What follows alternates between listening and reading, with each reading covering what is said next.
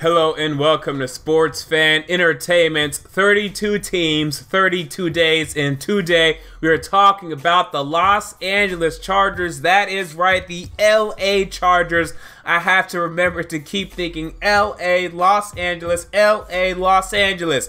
As the Chargers move from San Diego to Los Angeles, we're going to talk about the Chargers today, talk about their strengths, their weaknesses, give you some bold predictions for this team, give you a fantasy outlook for this team, and end this video with my win-loss prediction for the LA Chargers. Remember to head over to sportsfanentertainment.com for the article previewing the Chargers. The link to this article will be down in the description box below. So we're talking Chargers today, and the Chargers are a team that I always want to like. Every year I overestimate the LA Chargers ever since they went to the playoffs in 2013 when they went 9-7. Every year I'm 2, 3, 4, maybe even 5 games off on the Chargers because I have higher expectations of them than they end up getting. And I think this year may be the opposite. We'll see what happens. We look at the strengths for this football team. We have to start with their defensive line. Remember Gus Bradley. He's the new defensive coordinator in LA. He is bringing his 4-3 defense. So now we have Joey Bosa and Melvin Ingram playing the defensive end positions. And I think Melvin Ingram will be playing that Leo role in Gus Bradley's defense. But as edge defenders, they are very good. Joey Bosa, what a rookie year in only 12 games, putting up the production that he did. I can't wait to see what he does this upcoming year. I was the biggest fan of Joey Bosa. I had him #1 on my big board while everyone was becoming sour on Joey Bosa, saying he's overrated, blah, blah, blah. I said junk. He's my #1 player on my 2016 big board, and only he and Ezekiel Elliott are in that conversation right now to me of being the best players from that draft class. I would take Zeke right now, but Bosa is right there, I'll tell you that. We move on though, Melvin Ingram, I mean, he's very good as well. They have some decent depth here with Jeremiah Tauchu, but other than that, I really don't love the other guys here, so I'd like to see more depth, but whatever. Look at the interior defenders for the defensive line. Brendan Mebane, he had a nice year last year for this team, but he got injured. He needs to stay healthy, as does everyone for this Chargers team. I mean, my goodness. But I love him in the middle of this defense, and now he's going to be returning to the 4-3 defense where he really excelled with the Seattle Seahawks. The other guys I don't love, but Corey Legit, he's been around for a while for this team. He's okay. Damian Square, Darius Philon, I don't love these guys, but I guess it's okay depth for this offensive line. But I really love the starting four of Mebane, Legit, Bosa, and Ingram for the LA Chargers. We move on to their wide receivers, and yes, it is a strength to me. And now this is assuming Keenan Allen is healthy, but I think he will be this season for the most part. We'll get into that a little bit more later. But other than him, man, you have Tyrell Williams, you have Travis Benjamin, you have Dontrell Inman, and you drafted Mike Williams with your #7 overall pick in the 2017 NFL Draft. Now, I was not a big fan of that pick. Okay, and already Mike Williams is having back problems. You don't love that, but hey, now he's running again. Okay, so that's good news. He's running, yay. Perhaps he's gonna play this year again. And I told you this during the draft. I don't know why y'all really took him, because his impact his rookie year was never gonna be great. With Allen, Williams, Inman, and Benjamin, did you need another wide receiver? No. But hey, okay, now your wide receiver position is a strength, so I mean that helps. But Mike Williams is not going to produce much this season. I don't think for seasons to come until a lot of these guys get out of here. We move on to the other positions. How about the quarterback position?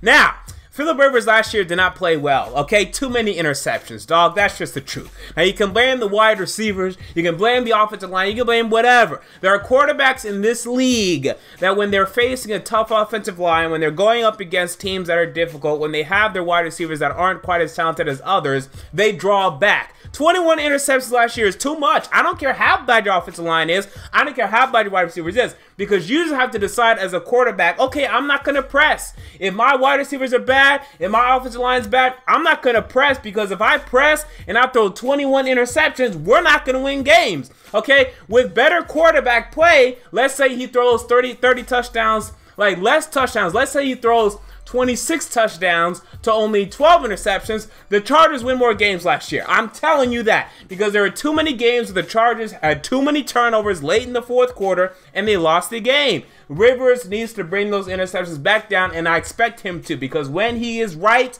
he is good. He's definitely a strength for this football team. He's a leader for this team.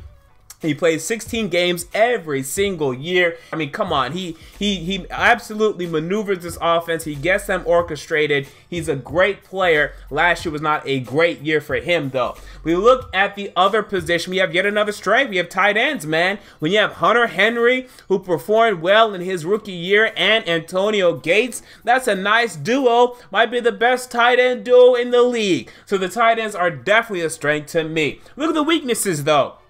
There's not many, but we have to start with the offensive line. It's a problem right now, especially after the injury to Forrest Lamp, who will miss the entire 2017 season. He was your second-round pick in the 2017 NFL Draft. Now, you signed Russell Okung, formerly of the Denver Broncos. Okay, this guy that, for some reason, signed a $0 guaranteed contract for the Broncos. Now he's a Charger because of it. Okay, now you got him in. He learned his lesson. Now he actually has guaranteed money in his contract, so that's good for him. But he is no longer a great left tackle in this league. He's not that bad, but I'd say he's about average to below average. Look at the other positions. Now, Matt Slosson's probably going to start at left guard now. We'll see how he does. You drafted Dan Feeney in the 3rd round. I like Feeney, but he's a 3rd round guard. Is he really going to do well early? We'll see about that. The center position is a question to me. Maybe Max Turk can get involved here. I'd like to see him start and play well. And Joseph Barksdale, a right tackle, played awful last year, man. He allowed over 10 sacks. I believe at least 8 sacks. I know that for a fact. He played awful after what was a decent 2015 campaign. He needs to improve. The offensive line is still a question mark in LA. We look at the other positions. I look at the safeties. They're not that bad. Jaleel Adai, Dwight Lowry, Trey Boston, but they're not very exciting, right? No one's making the Pro Bowl out of the safety core. So the hope is that they'll be decent. No one's going to be very good. So I had to put that as a weakness for this team, because at every other position, I could see a Pro Bowl player. I could see a Pro Bowl player at the defensive line. Linebackers I really can't see. I almost put the linebackers as a weakness, but I can see it at cornerback, quarterback, running back, tight end, offensive line, no, that's why it's a weakness. Wide receiver, yes, right? So that's my problem with the safeties right now. And another weakness that I've not given out to any other team yet is depth. I don't love the depth on this roster for a number of positions. Now, some positions there's good depth. Okay, tight end, we already discussed that. Wide receivers, good depth there. We already discussed that as well. Other positions, not so much, okay? Cornerbacks, outside of Casey Hayward and Jason Verrett, do not love the cornerbacks. Craig Meager, Trevon Reed, don't love these guys. Cornerback depth, an issue there. Quarterback depth, issue there. Running back depth, issue there. You have Andre Williams, Kenneth Farrell, is he still on the roster? I don't even know. I don't even care. He didn't do anything last year. Running back depth is a problem. Safety depth is okay, but the starters aren't that good. Linebacker depth is a problem to me. I don't even love the starters either. So depth is the problem. We learned that last year, as when people went down, you didn't have good people to replace them, and the Chargers suffered as a result. We'll look out for that this upcoming season. We move on to my fantasy projections for the LA Chargers this season.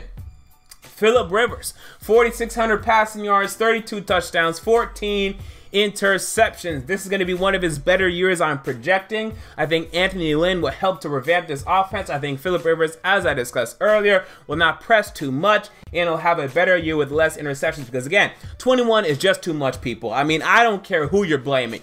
21 is too much under any circumstance. It's too much, way too much. Look at the other guys. Running back Melvin Gordon, 275 carries, 1,150 yards, and 9 touchdowns. Now, my problem with Gordon last year was that his yards per carry weren't good. 3.9, not good. Got to get over 4 at least. This year I'm projecting 4.2, which still isn't great, but it's better. The Chargers were not good at running the ball last year. They were 26th in the league. That needs to improve. I think Gordon would help with that. I think he gets more carries than he did last year because the Chargers would be more competitive. They won't have to throw it quite as much. I think the whole offense will improve, though, honestly.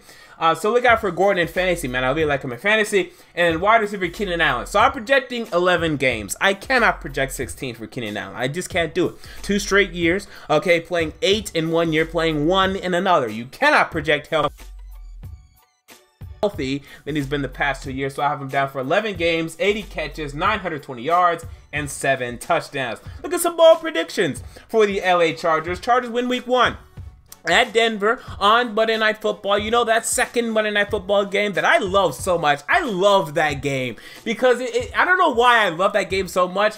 I just love that night. Like, you have 2 Monday Night Football games to start the season. I think it's just incredible. And the Chargers always seem to really play well whenever they're playing in this sort of occasion. I remember a couple years ago they went to Arizona. Arizona was really good at this time, and they damn near won. They should have won that game. I think it's going to be similar, except now they get it done in Denver. They beat the Denver Broncos. Chargers get out to a 1-0 start, and then the week after that, I also have them beating Miami in LA. So a 2-0 start ultimately for the Chargers. I also predict this. The Chargers will compete for the playoffs, okay? I think they will be in the playoff mix this season. I want to be clear on that before I give my win-loss prediction. I also say this. The Chargers will lose to a really bad team, okay? 1 game, maybe 2, to a really bad team. They go to the New York Jets. The Jets stink. So did the Browns last year. And who did you lose to? The Browns last year. You guys also go to Jacksonville. I think you either host or go to Buffalo. You guys also go up against another bad team. I can't really remember right now, but I know it's a bad team. Oh, Cleveland. You go up against Cleveland again. I say you lose one of those games that you should not lose, but you will, because you're the LA Chargers and that's your move. But you'll also beat a team you shouldn't beat, like Denver week 1. Look at the other things for this football team. Let's look at the schedule now for this football team. Yet again, you're in the AFC West, okay? I have the Chiefs sweeping y'all, okay? They've been doing it for the past couple years. I feel confident about that again. You guys could beat them, but they just seem to have your number right now. I don't know. But I do have you guys splitting with the Raiders and the Denver Broncos. And you guys could even end up sweeping the Broncos. It would not shock me. Okay, the Broncos, I think, are about the worst team in this division right now until I see more from their offense, especially the quarterback position. So I'll look out for that. Look at the other things for this football team. You guys also go up against the NFC East. Okay, problem. The NFC East is really good. Go to New York, okay, that is tough. To me, that's an L. You go to Dallas, that's tough, that's an L. 2 guaranteed L's, pretty much, almost completely guaranteed. Although the Chargers have a tendency to go on the road and compete well against teams that you're not expecting. I think Dallas has, their intangibles are just too good right now. And then New York, you could, okay? If Eli Manning is having a bad day, you could, but it'd be really tough. Good thing is it's earlier in the year, so it won't be too cold. But then you guys host the Redskins. I think that's a win, although it won't be easy. Okay, again, this could be a team that you lose to and you shouldn't. And you guys also host the Eagles. Not easy. I'm telling y'all, the Eagles are dangerous this year. Eagles are real dangerous, but they have to move across country, so I like y'all's chances there. I say 2-2 against the NFC East. Look at the other divisions you guys go up against. You guys also go up against the AFC East. Okay, so the 2 East divisions in the NFL. You go to New England. Okay, this is the biggest L of the year. Although you may compete. I mean, you guys sometimes compete in these games. It's so odd. You guys also go to the New York Jets. Be careful, okay? In fact, is this the same positioning? Didn't you guys lose to the Browns in week 16? Either week 15 or 16 of last year. I think week 16. So this is the same positioning as last year. Look out for this, okay? Look out for this. Even though I think the Jets are going to be like 2-14, 1-15, maybe even 0-16. I'm looking out for this game because I still can't believe the Chargers lost to the Browns last year. Okay, neither can you. Look out. Okay, and you guys also go up against Buffalo and Miami. You host them both, and I like your chances for both those games. But you could lose one. So I think the safe prediction here is 2-2 against the AFC East, but it could be 3-1. And you guys also go up against the team that finished concurrently with you in the AFC. You go to Jacksonville. Jacksonville's tough. I think they're tricky. I think they're under your level, but you're traveling to them. I think that's dangerous. Although it is after a bye week, I think it's problematic. And you guys also go up against a team from the AFC, North, in the Cleveland Browns, whom you will beat. I think you lose to Jacksonville. I honestly do, and I think you'll beat Cleveland this time around and get some good revenge there. So look at my win-loss predictions for this team. Best case scenario to me is 11-5. I could see this team being a very strong team, 11-5. They have the talent, man. They really have talent right now. Joey Bosa, one of the best pass rushers in the league already. Melvin Ingram, one of the best number 2 pass rushers in the league, if not the best. In terms of a number 2 pass rusher, he might be the best in the league. Quarterback, Phillip Rivers. Running back, Melvin Gordon, not great. Top 10, but he's good. Okay, we like that. Wide receiver Keenan Allen, if he's healthy, he's really good. We have Casey Hayward, we have Jason Verrett. A lot of talent here. It could be 11-5. Worst case scenario, 6-10. Only a 1-game improvement from last year. Why? Because last year you only improved 1 game, despite the addition of Joey Bosa, despite having, to me, an easier schedule than you had the year before.